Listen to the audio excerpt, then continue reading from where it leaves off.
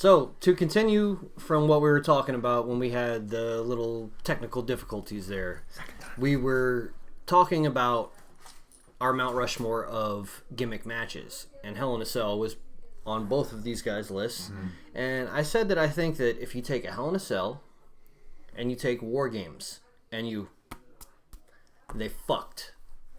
That's blood and guts. Yeah. AEW blood and guts. Yeah. And I was 100% in agreement. Like, I was trying to say, like, it kind of caters to both fan bases, right? Like the old school fan base that misses the concept of the War Games, the Hell in this, like everybody's bleeding and fighting, and then the new aspect of the roof on it, and like, you know, it just mixes both together. So yeah, 100% agree. I think they're excellent matches, especially the last one was fucking crazy. But well. Our next category of Mount Rushmores let's get it. I'm hyped. Is pay-per-views. So, we're talking about just pay-per-views overall. Yeah. We're not being specific. Aaron and I both, I don't know if Fran did, but we're trying to keep WrestleMania out of it. Yeah. It's explain your reasoning it's behind the granddaddy. It's when you say, like, who's the best lucha libre or luchador wrestler of all time.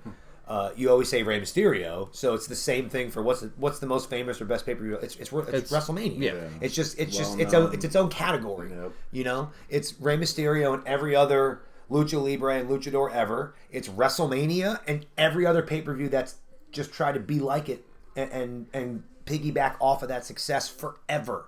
So if you haven't known already, so I'm going to go first. First one is Royal Rumble. If you didn't catch it by our last thing of gimmick matches, we're all pretty high on Royal Rumble. Yep, across the board. It's probably the best fucking thing that was ever created. Yeah, we agreed it's the best gimmick match. Kudos to you, Pat Patterson, for creating that shit because it's fucking awesome. Good idea. Really good idea.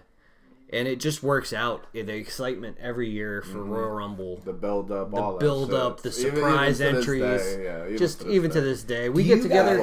Do you guys think that people look forward to that more than WrestleMania now? So, yes. I think actual hardcore WWE fans, yes. Right? The casual fan looks forward to WrestleMania. You know why the casual fan looks forward to WrestleMania? Because in that time where WrestleMania is aired, there's no professional sports happening. Yeah. It's all over. Everything's over, and there's only WrestleMania. Mm-hmm. So it's like, okay, I'm the casual fan. I'm tuning into WrestleMania because I don't have anything else to watch. True. So but for wrestling fans, Royal Rumble we look forward to that more than anything else. Number 2 for me is SummerSlam. SummerSlam has some of the greatest matches of all time. We're talking Bret Hart and Bulldog. We're talking Bret Hart and Mr. Perfect. We're talking Cena and fucking Edge, I believe, was a SummerSlam match that was fucking phenomenal. I can continue to think, and it's going to take me hours to give you all the best SummerSlam matches. They're fucking amazing. So, moving on to number 3 very quickly is Wrestle Kingdom. Not a big New Japan guy. It's a hot take, by the way. I think it's a good choice. Not a big New Japan guy, but I know Wrestle Kingdom. It's their WrestleMania, and some of the best matches I've ever watched coming out of New Japan were from Wrestle Kingdom. So I don't think it's really debatable that it's a fantastic fucking pay-per-view. Number 4. We said, growing up, I was never a huge WCW guy until the Monday Night Wars, but I always knew when Starrcade was happening, what was going on for Starrcade. To me, Starrcade was WCW's WrestleMania, and I made myself aware. This is how I learned about guys like Flair. This is how I learned about guys like Arn Anderson, Sting, Luger. It was me like, oh, what's Starrcade? Let me check this out. And figuring it out. So that's my 4. I mean, Yeah. You know what's interesting? Like I was such a WWF, WWE guy. Mm-hmm. I only knew Ric Flair from him coming into the WWF for a little bit. Yeah. Arn Anderson, everything that had to do with the Horsemen, I found out about way later in life. I was an adult. I was probably in my 30s when I found out about that. So I knew I just wasn't educated. And that's what really got me interested in wrestling, like learning about the territories and how Flair did something amazing as an NWA champion. He would get to wrestle as the champion in all these other territories. Yes. So like while he was with Crockett and with WCW as the NWA champ, those guys would, wrestle do their shows. He would go to this territory, that territory, that territory. Was the bridge. Yeah, and that's how he found a lot of guys. That's how he found Arn Anderson. He wrestled. He was like, hey, you got to bring this guy on. I think the other guy who was like that was Harley Race. Yeah, same Harley thing. Harley Race and Flair were both like the bridge Yeah. of all the territories working together. Except for Vince. Vince did his own thing. Yeah. Vince Jr. Senior was part of that for a while, but Junior really changed everything. When Vince McMahon Junior took over, it just changed everything. It did. So, Fran, what do you got? Well, I'm gonna start off. Obviously, we said it, plenty of times. Got to be Royal Rumble, top one. So, that's it across the board. We already are in full conclusion that it is the best gimmick match of all time, right? Yes. And pay-per-view. Other than WrestleMania. Is it the best pay-per-view of all time? Yes. Yep. I would agree as well. All right, cool. Yeah. Easy. Yeah. Well, that shows the power of the Rumble. But it does. It's such a good, yeah. And now my second one, which they completely destroyed this pay-per-view, but... Great Balls of Fire? No. No? Okay. Survivor Series. Like the old school Survivor Series, 4-on-4 elimination. And that's back when there was managers. The managers had all their guys come out, fight each other. The stables. It just felt really like dope. You know what I mean? Like just to see like oh my god, who's gonna get eliminated? Who's gonna stay? Mm-hmm. Like it wasn't as obvious as it is like a lot now with war games, like war games and all that. So I'm gonna put that in my second one. Like I said before, the elimination aspect. I love it. Right. So I'm with you. The third one, and you said it, was SummerSlam, obviously. That's always at the end of the summer, and it's the biggest match, and the biggest matches happen. Yeah, it's the biggest party of the summer. Yeah.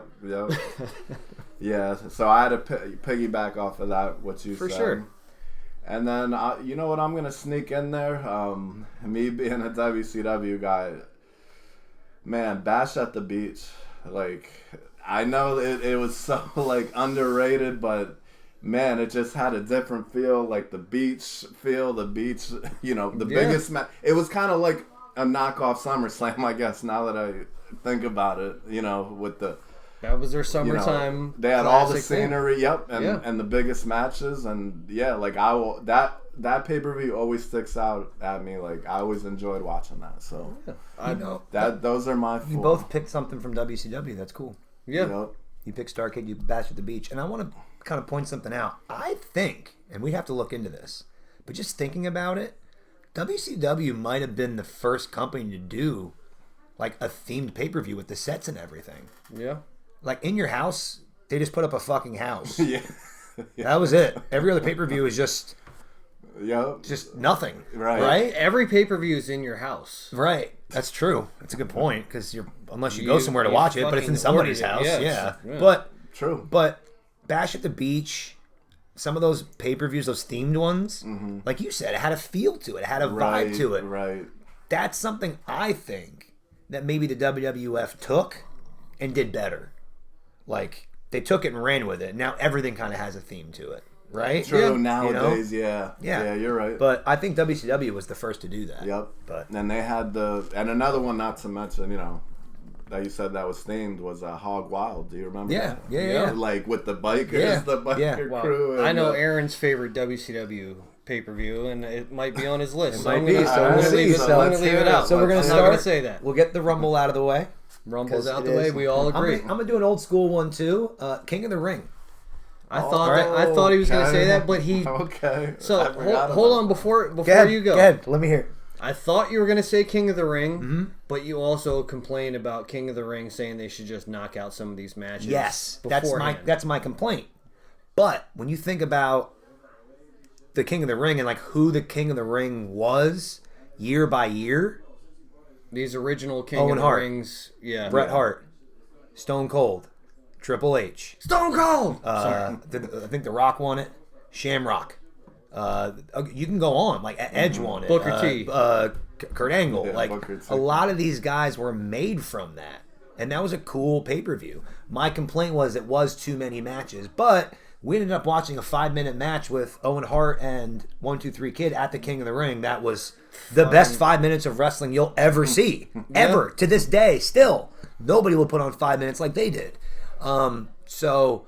It's just, and again, I like the elimination concept. I like how it made guys. I liked how guys Tournaments got made, even awesome. losing. Tournaments like, are awesome. When you think about the first couple King of the Rings, like, yeah, Bret Hart won, but he had to beat Razor. That helped Razor. He had to beat Bam Bam. That helped Bam Bam. Owen Hart going through helped 1-2-3 Him Kid. beating Bam Bam helped Bam Bam main event WrestleMania. Thank you. So those pay-per-views were, when booked properly and designed properly, okay? Also, one of the craziest matches of all time happened at King of the Ring. The Hell in the Cell with Undertaker and Mankind. So That was at a when you King think of of the one of the Ring. greatest ones, Yeah, good point. like one of the greatest matches, it happened at a King of the Ring. So it's got to be on mine. Yeah, right? no, and It's fair. I liked, I like that concept as Yeah. well, because I like they like had to run through the gauntlet. They Yeah. would come out 3 times. That was the whole for me. That was the whole thing. Like your complaint about King of the Ring was the reason why I liked King of the Ring. Right. Yeah. That's I do understand seeing somebody's entrance 3 times. Okay. Exactly, it's too much. I So get that. You have but the them wrestling semifinals. 3 matches with the like if you're a Madden player, Right. what is it called? Like the retention. Yeah. You know what I mean? Yeah. I love that this guy wrestled a really hard match. Yeah. And the other guy won in 30 seconds. Yeah. And he comes out, beat the fuck up to wrestle a guy who's fresh as fuck. Right. Yeah. It adds a different element of surprise and Yeah. So I think, and I think we talked about this before. I think the easy way to do a King of the Ring is wrestle all on TV and have the semis. So you have 4 guys, the semis. First final match of the 4. night is the first round of semis. Second match is the second round. The main event for that night is the winner. Well, if you do That's it. If you do it that way, you need to expand the tournament because normally it's like 8 people. So do them on TV. Let's do 16. And do all the matches for. Like, we're going to do the Yeah, King of and the do Ring it up pay- until the final 4 where the guy will wrestle 2 matches. You get TV for 4 fucking weeks out of it by having these matches. You can also build storylines out of it. Like in the very first round, someone can get fucked, and in the second round, they fuck that person. Boom, you got a storyline out of it. There's so much you can do with that. That's on WWEHub.com. Yeah. Those people getting fucked are Yeah. on a whole different website. But yeah, so King of the Ring, it's up there. So I'll throw my WCW one out there. You knew it was coming. I know what it is. Halloween Havoc. Yep. Some of the best We- matches and some of the payoffs, some of the moments you think of in WCW were Halloween Havoc. good. And Yeah, again, that's- I think it's the king of the themed pay-per-view I and won't- sets. I Like won't their argue set that. always looked dope. I won't and argue when we that. would play WCW NWO Revenge, yeah. we always wrestled that fucking Halloween yeah. Havoc because the entrance was fucking cool. You know what I'm saying? Like Bash at the Beach. Bash at the Beach was Bash dope at the too. Beach. A great one. Yeah. But I just think that when you think of some of the great matches, like a lot of them happened at Halloween Havoc. we There's some had good ones. this- Halloween Havoc '97, I think it's '98 as well. 2 really good WCW. We had this pay-per-views, argument. You know, you weren't here for that. We had the argument where I felt like Starrcade was was WCW's WrestleMania, and he felt like it was Halloween Havoc. in the '90s, Halloween Havoc became their WrestleMania. And then in my we opinion. came to that conclusion where Yeah. I was like, later into WCW, Yeah. I could see what you're saying. Earlier on, Starrcade was the They thing. tried it, yeah. For sure. They That was the tried to make it WrestleMania, like that. of course. Yep. Yeah. And then my final one. Great Ready Balls for of this? Fire, please. No. You guys didn't even think of it when I say it. You're like, oh, good one. No, I probably thought of it. I just NXT didn't put it- Takeover. Okay. Yeah, Okay. that Yeah, was no, I in did not my- think of it. That was in my head, but yeah. Have you ever seen a bad one? No. They were all great. The NXT Yeah. takeovers were fucking phenomenal. 5 matches. around 2 hours-ish. They all meant something. It felt different. Early NXT, you felt like you were part of something because you only could see it on the paper. You could only see it on the network. You got 1 hour a week. That's it. Yes. It was. And then every 4 months or every 3 months, you got that takeover. The exclusivity. It was so different. It was so different. And the matches. To your point, is like fire. Is like those always lived up to the hype. Always over-delivered. Over-delivered. That's what I'm saying. Like, always. That's a good. They were phenomenal. That's a good one. And they don't do them right anymore. No, they fumbled. Once NXT went to USA, that fucked it all up. I really, truly believe that if they were doing what they're doing now. And it wasn't on USA, and it was strictly on Peacock or on Netflix or something of that nature, I think it would kill. But because it's not, it doesn't feel like you're part. It doesn't feel it almost felt underground. It almost felt like WWE's answer to Indies. It really did, right? Yeah, like the feel, right? It felt like Indies for WWE. Yeah, because I didn't know. I mean, just again, NXT people, but as soon as sorry they came up, to jump back in. You know what I think made Takeover become less of like a must-see thing? AEW being created. Because these top indie guys they have an option to go somewhere else. True. NXT takeovers at that point, there was nowhere else to go. These top indie guys were going to NXT and becoming familiarized by the American, fan. Yeah. Now they can go to AEW, and now they have less of these top guys showing up at NXT. Yeah. Where now it's literally a training facility. Yeah. So their pay-per-views yet are still pretty good. There are a lot of good matches. There's a couple really good people there. Just, I think the option for people to go to AEW now, like, could you imagine Kevin Knight, Will Ospreay, who weren't known very much in the United States, show up on NXT? Yeah. They would be able to do a freaking match at TakeOver that is out of control. That's a good point. You know what I mean? So, I think that hurt it a little bit, but yes, the bastardization of it being on network television. Yeah, and it used to be essentially developmental on TV. Like, we were basically just watching developmental. These guys were getting their reps by going in front of a crowd and having matches and giving storylines and giving mic time, and we were getting to see that. And these were indie guys that we were like, oh, they'd be great in WWE, and they were able to build their character. And every single one of them, like, once they were put onto a main roster deal, or once they like made it to like the big time or main roster or whatever you want to call it, they lost their allure because Vince McMahon got his hands on it, and he had to change the character up. So I think that's really what killed it, is once he got involved, because he wasn't involved with NXT, but once it became popular, well, goddamn, pal, let's put it on TV and let's get some fucking money out of it. And then let's make it Kurt Angle's son. It got fucking, it just got shit. It took the allure away from it. FTR versus American Alpha might have been one of the best tag team feuds ever. Yeah. We watched a match of Kevin Owens' debut. Yeah. Just the feel of him coming out, the crowd going crazy, his look of emotion, like he was about to cry, but Paul did his little fucking neck thing and went down and fucking killed it. Yeah. It was like the vibe was just, it was something different, bro. Just absolutely different. But that's my Mount Rushmore. Takeovers. I mean, I guess technically not pay-per-views. I guess they were PLEs or whatever the fuck you want to call them. It's pay-per-views. Stop that. But yeah, that's my jam. You had to pay for the network. And then I think this is probably going to be the most debated one, is Workers. Can you just go around that side? Thank you, guys. Nice to see you. Just be careful. Sorry. I didn't make it easy. Oh, shit. This guy's fucking everything up. As long as we can see. Do we look good? We still like it. Do we look good? No, you're good. Yeah. All right, cool. That's all I care about. So she put the hands up, don't That's shoot. how she does. I'm good. All right, so Workers. And I'm going to let Fran, I talk all the fucking time. Fran, Workers. Let's hear it. 4 best workers. And we're not talking UPS. All right, well, you guys will be surprised. I had to leave Shawn Michaels off this list. Whoa! Because it was so obvious that we thought you were going to put him on there? Yes. Okay. So, okay, I'm blown away. Now hold on, I gotta walk away for that. He needs to take a lap I gotta take a lap. and try to breathe, relax. I gotta think about it. Yep. I gotta understand France. If you need a beer, I would have got you one. Yeah. Oh, and I broke that. I'm so sorry. See, I didn't even thought I bumped it. Bruh. I'm blind. Still on. Oh God. John's fucking shit up, bruh. What's new? Yeah. Oh damn. The peanut gallery. Thank you. You can just cut this out. I can edit that out. I got editing skills. No, leave it in there. Leave it in.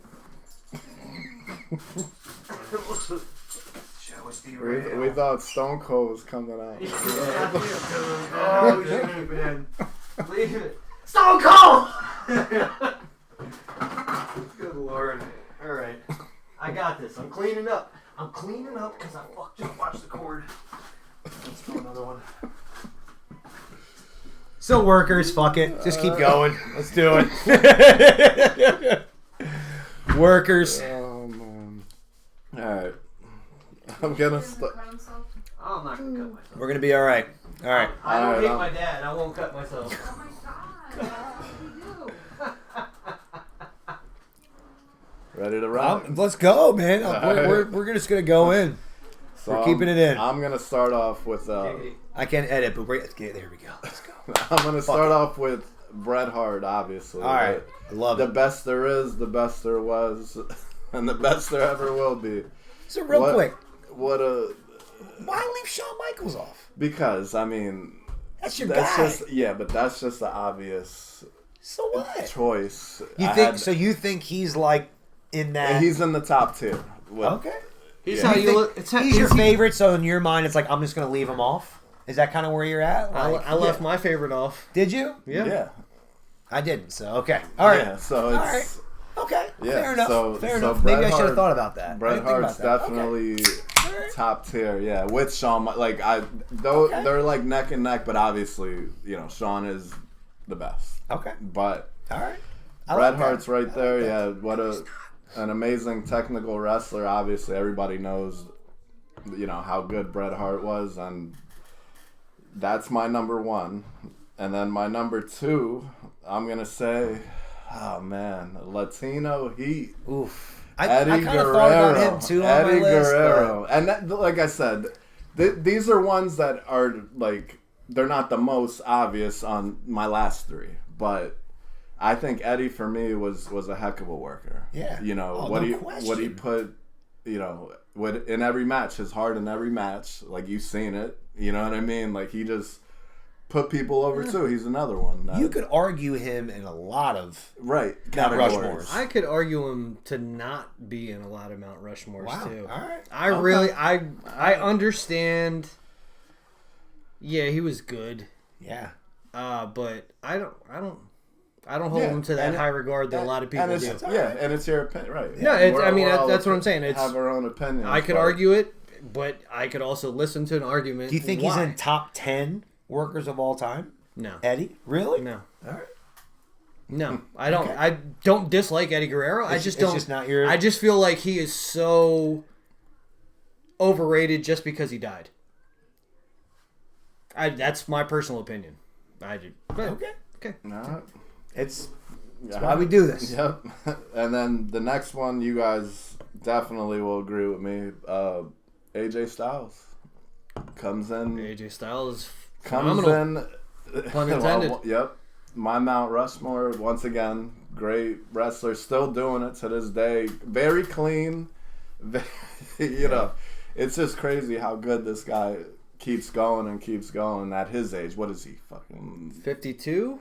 I don't know if he's that old, but he's up there. Man, I know. I'm pretty sure he's like, 50. either way. 52. Yep. He's Kudos to 50. AJ Styles. Yep, I never seen him botch a match. I'm gonna have to look ever, it up now, but just because. so he's up there for me, and then the last one I'm going back, and I'm gonna say Ricky the Dragon Steamboat is 48. one AJ Styles, by the way. of one of the best workers that I've seen, as a child as well. Like he's not on the upper echelon of Bret Hart because Bret Hart's obviously huge. Right. But he's right there. The tier just below. He's right there. Right there. Right below him. So those are my 4 that just, popped up just like that in my head. It's a good 4. I mean, like I said, 3 of them aren't as obvious, but Bret Hart's is the obvious. I understand Eddie Guerrero being on people's lists. He's not on mine, but that's not a bad 4 at all. Right. Mm-hmm. So, I don't know. Do you want to go? No, go ahead. We'll just keep going. All right. So, because I had Steamboat on my list, erased. I'm going to go ahead and add somebody to replace Steamboat since he was already said. We're going to say the Canadian Crippler, Chris Benoit.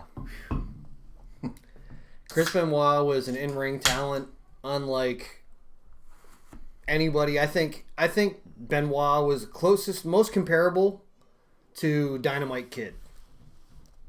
Just more violent. And I didn't mean that in the way of killing your family. I meant it in a way of in-ring. Just have to specify, unfortunately. Yeah, sorry. But Benoit is one of those guys that submission technician, facial expressions during the matches, just made everybody look good. Could go against the big guys, could go against the small guys, and could go off the top. He could do everything. Right. So, like we've always said, you separate the art from the artist. Chris Benoit in ring, fucking really good. Always has been. So he was actually my honorable mention, but since Fran put Steamboat in his list, I went ahead and called an audible. So, Bret Hart. Okay. I'm pretty sure Bret Hart's going to be in all 3 of our lists. Yeah. Bret Hart he's the best. He's the best. He's a grumpy old man now. He's a salty bastard. He's so fucking salty. He is. It's disgusting. It is. It's bad to see. He's the get off my lawn fucking guy. He is. Yelling at clouds. Yeah, it just it's just awful, but he's so fucking good. Yeah. Some of the best matches to ever happen are him.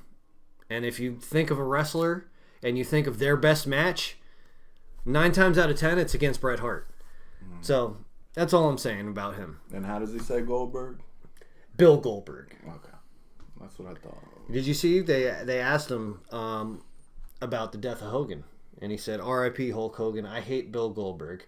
No, he didn't say that, but he was thinking it. He was thinking it. He was definitely thinking it. It's on his mind 24. So now we're gonna get interesting on my list. Okay. Saucy. Let's go. Saucy. Yeah, let's go. Terry Funk. Love me some Terry Funk. Terry Funk has been doing, well, he's deceased now, but Terry Funk did it across decades. Terry Funk was it NWA or AWA World Champion? NWA. He went over to Japan and fucking fought death matches, exploding barbed wire shit. He did it in WCW. He did it in WWE. He was everywhere. And every time Terry Funk was in the ring, and I've seen it, I was locked in. It was smooth, even if it was a brawl. It was a smooth brawl, if that makes any sense. He's just a guy that I think always delivered. So I can't go against him. Love me some Terry Funk. Yeah. My last one, because I'm a contrary guy, and I like to stir the pot. I like to bring different opinions in and different views. It's Christopher Daniels. This guy still wrestles. He retired. He retired, but he did legit retire. He's fucking. But he had a crazy last match. Like he bled and really put this. He's the only person. He's the only person. I just saw this. Jesus Christ. He wrestled in WWE, WCW, TNA, AEW, NWA, ECW, New Japan, and I think All Japan. He's like the only person to wrestle in every fucking organization. I believe he wrestled in Jim Cornette's Smoky Mountain too. Yeah. So and in Stu Hart's Canadian shit. Stampede. Yeah. Stampede is definitely on there. Yeah. So Christopher Daniels is one of those guys that's been everywhere. Great addition. His longevity speaks for itself, and there wouldn't be an AJ Styles. There wouldn't be a Samoa Joe. There wouldn't be a Bobby Roode. There wouldn't be an Eric Young. Yeah. Any of these TNA guys who blew up, they wouldn't exist without Christopher Daniel putting them over. So that's just kind of There is a match. There is a match on WWE Vault, and it is I think it's a house show or something. It was a dark match, and it was Edge and Christian versus Christopher Daniels and Kazarian. So, Kazarian's been around for a while too. So that's just a good one. A couple things on your list. Terry Funk, great choice. You brought up him going to Japan and stuff. What's crazy about that is that was at the end of his career when doctors were like, look, you can't wrestle anymore. But you can in Japan. They were just worried about his knees because he had really bad knees. I mean, if you've ever seen Beyond the Mat, I have the movie poster hanging over here. In it, he needs a knee replacement. He was in really bad shape. The reason he went to Japan is, one, the money, but two, he was doing death matches. He wasn't taking bumps. He was going through barbed wire and taking crazy. He was bleeding, essentially, right?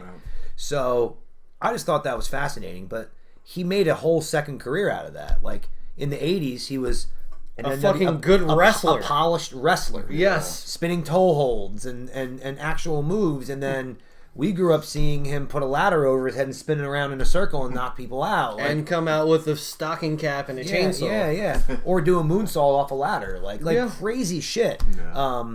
So I love that choice, and I know where you're going. Chris Benoit's hard. And I've said it, like separating the art from the artist, but you said honorable mention and Chris Benoit in the same sentence. And like he murdered his family. Yeah. So to everybody who's watching, at one point in your life, you thought about murdering your family. Sure, but anyway, you didn't do it. You didn't do it, but that's why. It's so hard for me to. So he wasn't on my fucking list. Yeah, he was. You added him. I added him because he already had Steamboat. I'm not trying to be. I get it. I'm not trying to be him. I'm trying to be me. Well, I have Michaels. I have Michaels. Okay. I left Bret Hart off. Okay, there you go. So it kind of worked out because I felt like it was weird, and I thought about it like as you guys did it. It's weird. Like I left Bret Hart off. Like you left Mr. Perfect off, Mr. Perfect and you left Shawn Michaels off. But Michaels is on mine for sure. Okay. I think he's a goat. See? Here's a couple. Here's one I'm surprised wasn't on anybody's. Jericho. I thought about Jericho. Yeah, I did too. I thought about putting him on there. WCW. He was great in like 97. Yeah. And it is 2025. And they're talking about him maybe coming back to WWE. Hi, guys. This is crazy. Nuts. If he's not on your list of on some Mount Rushmore, what the fuck? When we did Mount Rushmore of just wrestlers, he was on my Mount Rushmore. There you go. So I mean, goddamn, like, and he can work. That's the thing. He could go. Like, he's had great matches with numerous people. I think the reason I left Jericho off is because now he's still going, and he's just not what he once was. Do you think it hurts like his?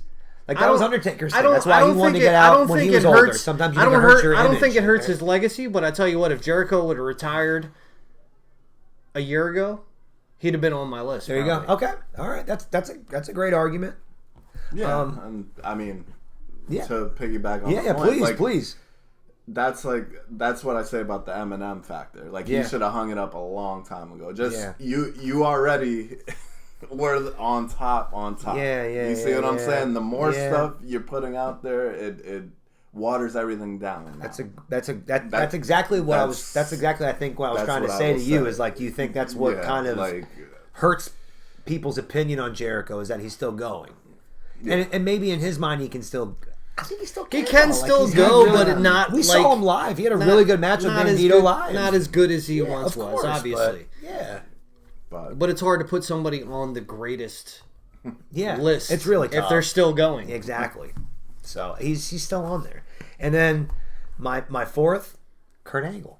I've been wanting to put him on a Mount Rushmore. And how could you not? First of all, he's a fucking Olympic wrestler. So if he wanted to, so good. Like, he's one of those guys. Like, I've heard people say this before. Like, whatever Kurt Angle wants to do in the ring, that's what's just going to happen. Because if you don't want to do it, he'll just fucking make you do it. Because he's Kurt Angle. Mm-hmm. He'll twist you in a pretzel. He'll whatever he needs to do. He's a legit wrestler. Like, you don't understand. Those guys are the toughest motherfuckers.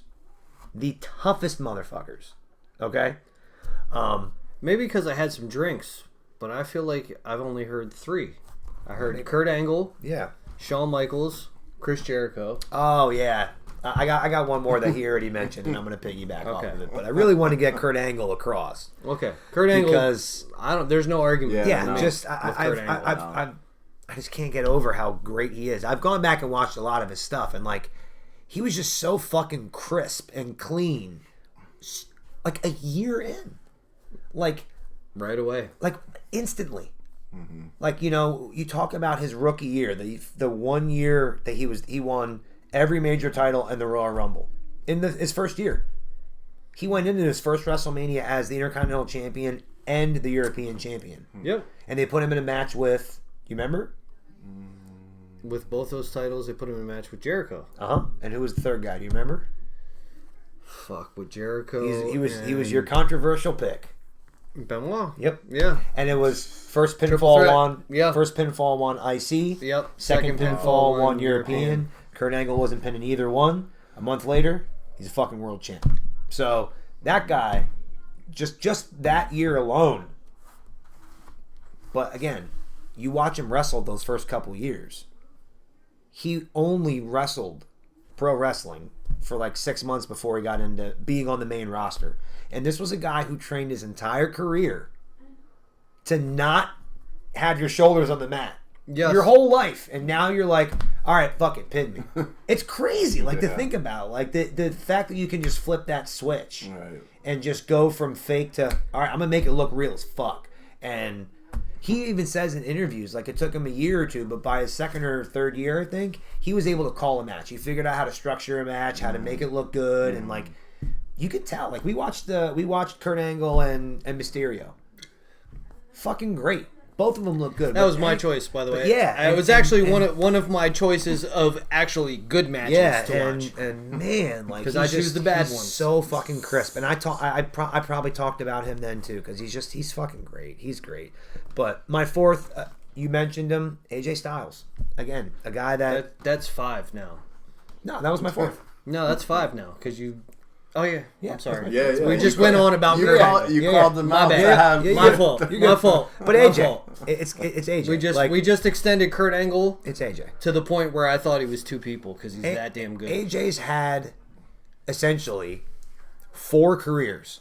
Yeah. As an underneath guy, he came in at the tail end of WCW, so he was there from like 99 or 2000 to the close. He got a second wind and really created himself in TNA. Mm-hmm. Went to New Japan and really created himself, and then had, no pun intended, a phenomenal run in WWE. I mean, and they did him right. They really did. He didn't start off in NXT.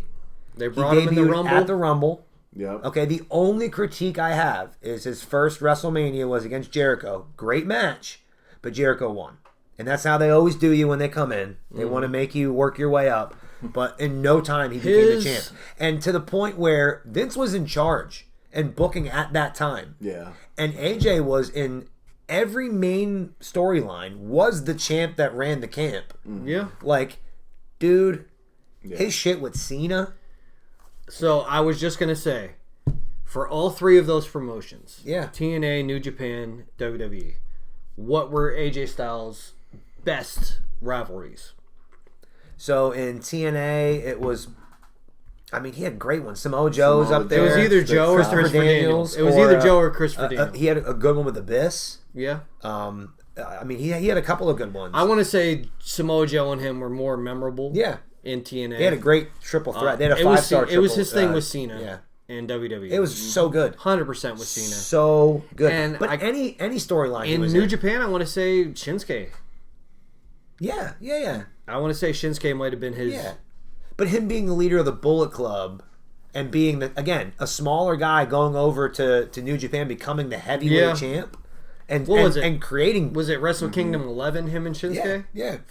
One of the best matches so you can watch. If you haven't seen it, check it out. He's so good. Just... Yeah, I can't get over how good he is. He's... Phenomenal. He's phenomenal. Yep. He's phenomenal. He closes out the Mount Rushmore just like that. Yeah, so... Week 1 in the books. Sorry for technical difficulties, broken wine bottles. Hey, that's how we do. I break shit. That's how we do, man. Give me something That's to how break. we do. This is a professional outfit. Limp here. Bizkit, baby. But next week, what we got coming up? I'll give you guys a little taste of what's coming up. You ready? Little taste. Next week we're actually doing. Oh, that's right. Doing our first installment of. Yeah. Are we going with this? Let's do it. Stop or my pot'll shoot. We're bringing on Clint Dye from Tag Team Photography. Just had a huge show out there in Iowa with Bridge City Slam 7. We're going to talk to him all about that, all about his passion for the business and his passion for photography. This is something that we are holding near and dear. We like to talk to people that are not just wrestlers. Anybody who's involved in the business. Why did you get involved in the business? So we're going to photographers. We're looking referees. We're talking ring announcers. We're talking talent. All of these things, we want to dig into their minds a little bit and let people understand where they're standing mentally. Yeah. Clint Dye's a big supporter of us, so he was specifically chosen to be our first interview. Yeah, and I'm really looking forward to that interview aspect. I've always wanted to interview. I'm a talker. It's what I like to do. So I have a million things I want to ask him, and I'm excited to talk to him and to eventually Gary Wolf and to whoever else we can line up. But yeah, that's going to be a fun new thing that we're adding to what we're doing. We got interviews. We're going to be at live events, multiple ones coming up. We got Fight Mount for the Heart. Rushmores. We have lit matches. We have reels. I mean, goddamn, we got nothing but content for you guys. And next week, speaking of our Mount Rushmore, are you ready for this, guys? All right, referees. Mount Rushmore of referees. All right. Interesting. How about this one? Baby faces. Oh, that's gonna be a fun one. Your Mount Rushmore of baby faces. Let's see some white meat baby faces up on that shit. High flyers. That's going to be a good one, too. That should be very interesting. All inclusive, by the way. Rey Mysterio can be included, so if he's on everybody's just so whatever, you know, just so you know, when it it comes to baby faces, I'm going to try to pick 4 that are not going to be on either one of your lists. We'll see. Okay. We'll see. No, they're not going to be on either one of your lists. Because here's the thing, like, we do it that make it like you don't gotta pick it just to be a hot take. No, it's not to be a hot. No, they're gonna be because great. we went truthful tonight, and I feel like we did a real good mix. There was only a couple times They're where we gonna agreed. be Rumble across the great. board, but other than that, They're gonna be great baby faces. all right, I trust you. They're just not gonna be on your list. We got high flyers, and to round it out, God, this is gonna be good. Talkers. Oh, yes. the best talkers. The 4 best talkers. Oh, these are good topics. We have so many more. Just a real quick, what we got else coming up? We got Oddfellow tag teams. We got gimmick wrestlers, or gimmicks for a wrestler. Heels, managers. We have announcers or stickmen. We have tag teams, factions, and then the 4 best matches, our 4 favorite matches, or 4 greatest matches of all time on our Mount Rushmore. So we got a lot of fun stuff coming up, guys, but that's all we got this week. You know, next week we'll have just like a regular full episode. Also, shout out to Dubby. John, can I plug it real quick? B.O.D. podcast at checkout for 10% off. Dubby, a jitterless energy drink, bro. I'm telling you. We've tried 3 different flavors. Every flavor we've had, delicious. Yeah. Affordable. Go and cop that shit. Yeah. And so good. Help some brothers out. Help us out too. If you like energy drinks, Why not get that? It helps us, and it helps Stubby, and it helps you get energy. Yeah. And they're delicious. Cool. Yeah. They don't taste bad at all. No. I might take this bad boy with me to work tomorrow because I'm broke right now. I need to drink all of that. There you go. I just need to keep my fucking shit going. All right, till next time. Peace. I want to tell you guys that I'm better than both of you at everything. Sack 'em.